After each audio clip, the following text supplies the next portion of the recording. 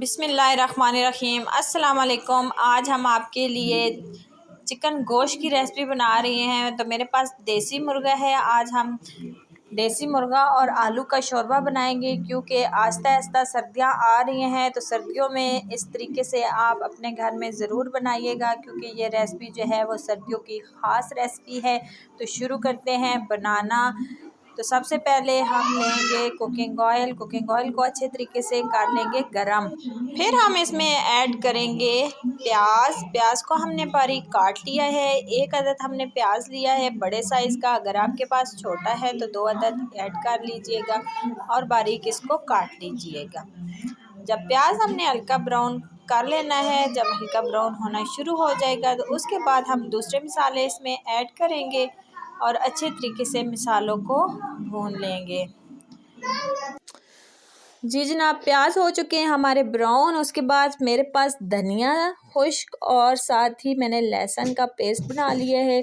ये गोश्त में बहुत ही आला किस्म का किरदार अदा करता है, क्योंकि इससे खुशबू बहुत दोबाली हो जाती है। तो साथ ही हम डाल देंगे 2 अदद टमाटर। टमाटर का हमने बना लिया है पेस्ट।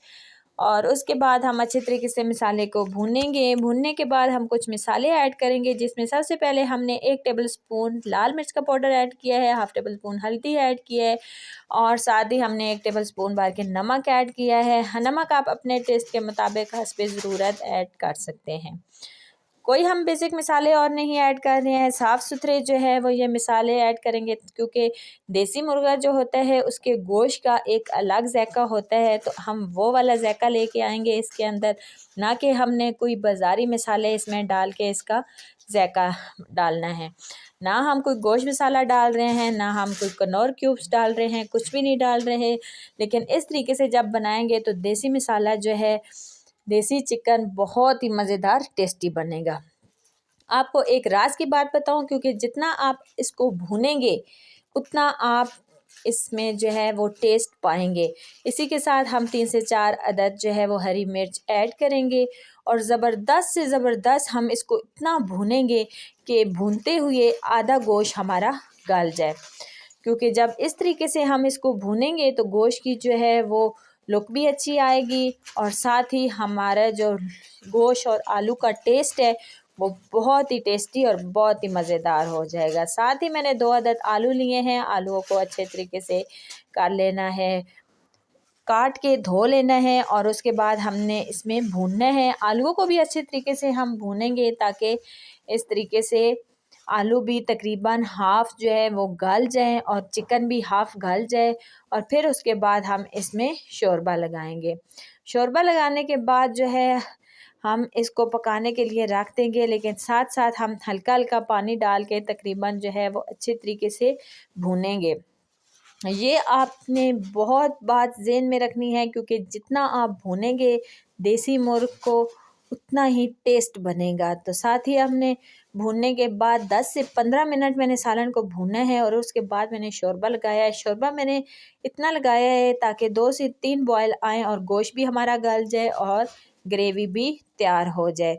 तो आप देख सकते हैं बॉयल आना शुरू हो चुका है, ग्रेवी भी जो है वो तकरीबन तैयार हो चुकी है और गोश्त और आलू भी हमारे गल चुके हैं।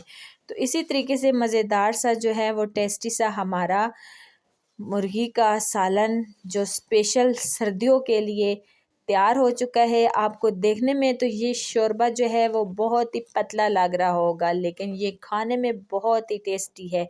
तो इसी तरीके से मज़ेदार सी टेस्टी सी वीडियो बनाएं।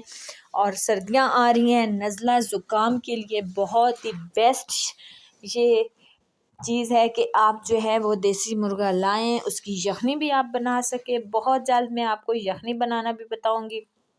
और इस तरीके से आप देसी मुर्ग जो है वो ज़रूर इस्तेमाल करें, ख़ास तौर पे सर्दियों में। तो उम्मीद करती हूँ ये प्यारी सी स्वीट सी डिश जो है वो आपको पसंद आएगी। क्योंकि स्वीट इसलिए बोल रही हूँ कि ये हर बंदे को पसंद होती है, हर बंदा इसको लाइक करता है, क्योंकि ये देसी मुर्ग है। ये जो है वो हर किसी को बहुत पसंद होता है और इसका टेस्ट भी अलग होता है। तो उम्मीद करती हूँ आपको ये मेरी रेसिपी पसंद आएगी। पसंद आए तो वीडियो को लाइक करें, शेयर करें, चैनल पे ना है तो चैनल को सब्सक्राइब करें, बेल आइकन को दबाएं और ऑल पे क्लिक करें ताकि हर आने वाली वीडियो आप तक पहुंच सके। और कमेंट्स में मुझे ज़रूर बताएं कि आपको ये मेरी मज़ेदार सी डिश कैसी लगी। ओके जी, ज़रूर ट्राई कीजिएगा। मिलते हैं नेक्स्ट वीडियो में, तब तक के लिए अल्लाह हाफिज़।